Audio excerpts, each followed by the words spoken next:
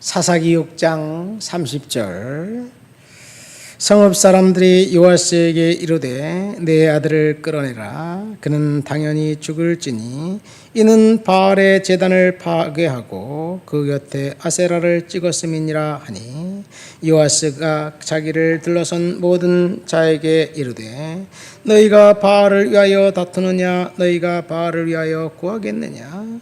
그를 위하여 다투는 자는 아침까지 죽임을 당하리라. 바알이 과연 신일진데 그의 제단을 파괴하였은즉 그가 자신을 위해 다툴 것이니라 하니라. 그날에 기드온이 여를 바알이라 불렀으나 이는 그가 바알의 제단을 파괴하였으므로 바알이 그와 더불어 다툴 것이라 하였더라.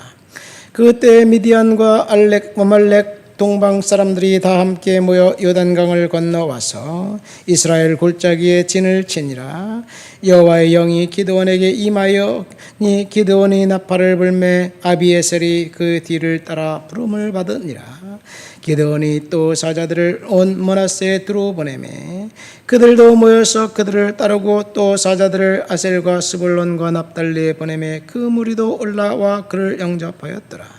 기드온이 하나님께 여짜오되 주께서 이미 말씀하심과 같이 내 손으로 이스라엘을 구원하시려거든 보소 내가 이 양털 뭉치를 타작마당에 두리니 만일 이슬이 양털에만 있고 주변 땅은 마르면 주께서 이미 말씀하심과 같이 내 손으로 이스라엘을 구원하실 줄 내가 알았나이다 하였더니 그대로 된지라. 이튿날 기드온이 일찍이 일어나서 양털을 가져다가 그 양털에서 이슬을 짜니 물이 그릇에 가득하더라. 기드온이 또 하나님께 여쭈되 주여 내게 노하지 마옵소서. 내가 이번만 말하리이다. 구하옵나니 내게 이번만 양털로 시험하게 하옵소서. 원하건대 양털만 마르고 그 주변 땅에는 다 이슬이 있게 하옵소서 하였더니 그 밤에 하나님이 그대로 행하시니 곧 양털만 마르고 그 주변 땅은 다 이슬이 있었더라. 아멘. 오늘 우리가 읽은 본문은 기드온의 이야기입니다. 기드온은 이스라엘의 5번째 사사였습니다. 기드온의 이야기는 참 독특합니다. 오늘 우리가 읽은 본문은 기드온이 하나님에 대한 열정으로 바알의 신당에 가서 바알 신을 깨부순 장면을 우리가 읽었습니다.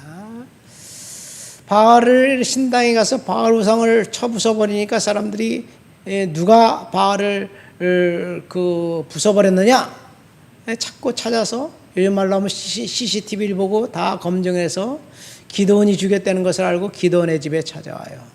기드온 아버지에게 기드온 내놔라. 얘가 바알을 죽였으니 우리가 바알의 신을 모독했으니 우리가 그를 죽이는 것이 마땅하다. 그렇게 얘기하니까 아버지가 아니 왜 너희들이 바알을 신을 위해서 다투느냐. 걔가 바알 신을 때려 부쉈으면 바알 신이 걔를 죽일 거 아니겠느냐. 너희들이 그 바알 신을 믿고 바알 신이 하나님이라며. 그러면 바알 신이 그를 처단하도록 내비둬라. 그러면서 아들을 철저히 보호해 줍니다. 그 아버지의 믿음을 그 아들이 받은 거지요. 그런데 기드온은 사실은 아무리 봐도 기드온의 이야기는 사사기 6장에서 8장까지 나오는데 분량으로 볼 때는 절수로 볼 때는 삼손보다 많습니다. 물론 삼손은 그 4장에 기록해 있어요. 그런데 기드온은 3장이 기록되어 있어서 100절이나 기록되어 있고 삼손은 46절입니다. 분량으로 볼 때 기드온이 삼손보다 많아요. 삼손과 기드온은 정반대입니다. 삼손은 어떤 인물입니까? 날 때부터 특별한 인물이었습니다. 날 때부터 나스린으로 태어났고 지명받았고 초자연적인 은사를 받았고 그리고 하나님의 놀라운 힘과 능력을 받았습니다. 그런데 기드온은 정반대입니다. 기드온을 부르셨을 때 기드온이 이렇게 얘기하죠. 나는 므낫세 중에서 극히 약하고 내 아버지 집에서 가장 작은 자다. 그런 이야기를 합니다. 그러니까 기드온은 처음부터 보잘것없고 낮고 천한 사람 그리고 사사로 쓰임 받을 수 있을까 고개를 갸우뚱한 그런 사람이었습니다. 가장 보잘것없는 출신의 사람을 하나님이 들어서 사사로 썼는데, 사사로 하나님이 기도를 쓰신 이유는 두 가지. 첫 번째는 오늘 본문에 보면 여호와를 위해서 열정이었고 열심이었다는 것. 이 기드온 시대에 이스라엘 백성들이 바알을 섬겼습니다. 하나님을 떠났습니다. 바알의 진심이었습니다. 근데 그는 바알 신을 섬기는 사람들을 못마땅했어요. 아니, 하나님을 섬겨야지 왜 우상 섬기느냐? 그래서 하나님의 열심을 가지고 바알 신당을 때려 부쉈어요.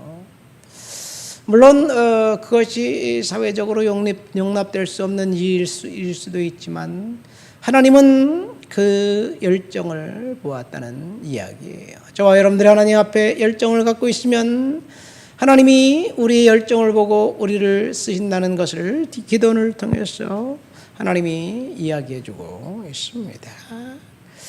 기도는 두 번째 기도를 쓰신 이유는 하나님이 그를 썼는데, 그는 하나님 앞에서 나는 사사로 쓰임 받을 수 있는 인물이 못 됩니다. 하나님 증거를 주세요. 그래서 증거를 달라고 합니다.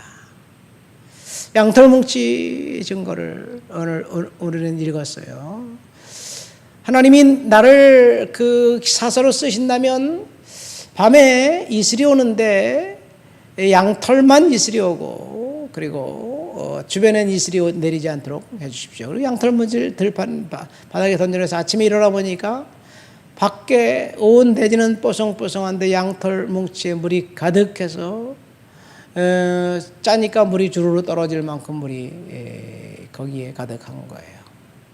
그러니까 진짜 이거 하나님 하신 게 맞나? 의심이 되는데 누가 여기다 물을 못 쏟아본 거 아닌가? 뭐 이런 생각하면서 하나님 앞에 또 다시 기도합니다. 하나님 죄송합니다. 한 번만 더 양털뭉치를 가지고 시험하겠습니다. 이번에는 양털만 마르고 그리고 다른 데는 이슬이 내리게 해주십시오. 그랬더니 하나님이 그 기도원의 요구를 이제 들어주고 응답해 줍니다. 다음날 일어나 보니 이번에는 과연 양털은 뽀송뽀송한데 이제 온 대지는 이슬에 흠뻑 젖어 있었습니다. 하나님이 부르셨다는 증거예요. 우리가 기도하면서 어떤 사람들은 양털뭉치 증거 표징을 원하기도 해요. 하나님, 이것이 하나님의 뜻이라면 표징을 주세요. 기도원도 양털뭉치 표징을 달라고 하는데 나한테 표징 안 줄 수 있나요? 그래 주세요. 그렇게 양털뭉치 표징을 가지고 응답을 구하는 사람도 있습니다. 좋습니다. 그러나 그것이 하나님을 의심하고 하나님을 믿지 않으려는 수단으로 사용한다면 그것은 좋지 않은 방법일 수도 있어요. 어쨌든 우리가 믿음으로 기도하고 하나님 앞에 간구하면서 양털뭉치 증거를 구할 수도 있습니다. 하나님은 그것조차도 허락하십니다. 근데 그것보다 더 좋은 것은 우리가 믿음으로 간구했으면, 믿음으로 구했으면 하나님이 주실 것이다라는 것을 믿고 기다리는 게 가장 좋습니다. 근데 믿고 기다리는 건 힘들어요. 왜 힘드냐? 상황이 정반대로 갈 때 하나님이 역사하시는 것인가? 뭐 이렇게 힘들어요. 힘들기 때문에 양털뭉치 증거를 요구하지 하는 것이 아닌가 생각되기도 합니다. 그렇죠. 중요한 것은 하나님 앞에 증거를 구하는 것, 그것이 중요한 것이 아니라 중요한 것은 우리가 믿음으로 기도했으면 하나님 앞에 끝까지 응답해 주실 것을 믿고 기다리는 거예요. 그래서 그냥 믿고 기다리시길 예수님의 이름으로 축원드립니다. 좀 답답해도 기다리세요. 하나님의 때가 되고 하나님의 시간이 되면 반드시 응답해 주실 줄 믿습니다. 근데 이 기도원의 경우를 통해서 하나님이 역사하시는 시간을 우리는 알 수 있어요. 왜 하나님이 기도원을 부르셨습니까? 평상시 안전한 때, 문제가 없는 때에 하나님이 부르신 것이 아니에요.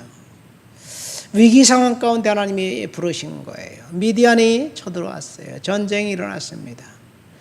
그 전에는 사람들이 기도원을 찾아서 죽여버리겠다고 난리를 친 사람들이 전쟁이 일어나서 국가가 위기에 처하고 있으니까 우리가 보니까 그 기도원 너만큼 하나님을 열심히 잘 믿는 사람이 없구나. 네가 우리의 사사가 되어서 우리를 좀 리더해 달라고 백성들이 요구합니다. 그래서 지금 기도원이 하나님 앞에 양털뭉치를 내려놓고 기도한 거죠. 이게 하나님의 뜻이 맞습니까? 사람들이 나를 요구하는데, 사사로 요구하는데 하나님 뜻이 맞습니까? 물론 그런 열정이 있었을 거예요. 우리가 하나님을 믿는 백성으로 그 전쟁이 나면 안 되지, 그런 열정이 있었을 것입니다. 그럼에도 불구하고 그 하나님 앞에 증거가 필요했기 때문에, 확증이 필요했기 때문에 기도한 것이 아닌가 생각되는데, 중요한 것은 위기가 기도원을 그 하나님 앞에 기도하게 불렀고 사명을 감당할 수 있도록 만들었다는 것.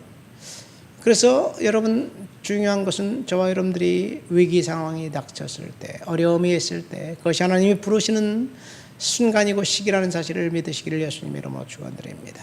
위기가 아니면 우리는 기도하지 않지요. 고난이 하나님 앞에 무릎 꿇고 하나님 앞에 기도하는 시간이에요. 그래서 고난을 주신 하나님을 찬양하시기를 예수님 이름으로 축원드립니다. 말씀을 맺습니다. 기도는 하나님을 향한 열정을 갖고 있었어요. 우리가 얼마나 하나님에 대한 열정을 갖고 있는가 점검해 보시기 바랍니다. 우리가 하나님 앞에 기도할 때 그 기도가 확증이 필요할 수도 있지만, 확증보다는 하나님 앞에서 이 믿음을 갖고 끝까지 기대하고 기다리고 있는 거예요. 근데 사실은 하나님 믿음을 주신 기도와 믿음을 주시지 않은 기도는 또 달라요. 색채가 달라요. 우리의 마음을 하나님이 바꿔주셔요. 마음을 주관하시는 것도 하나님이시고 믿음을 주시는 것도 하나님이신데, 끝까지 기도하고 확 흔들리지 않는다면 하나님 앞에 응답의 시간이 될 때까지 우리는 기다리는 것, 그것이 우리가 해야 될 일이 아닌가 생각됩니다. 하나님 아버지 감사합니다. 기도원을 통해서 은혜를 받았습니다. 하나님, 고난의 시간, 고통의 시간, 하나님 앞에 하나님 부르는 시간이라는 사실을 기도원을 통해서 들었습니다. 하나님,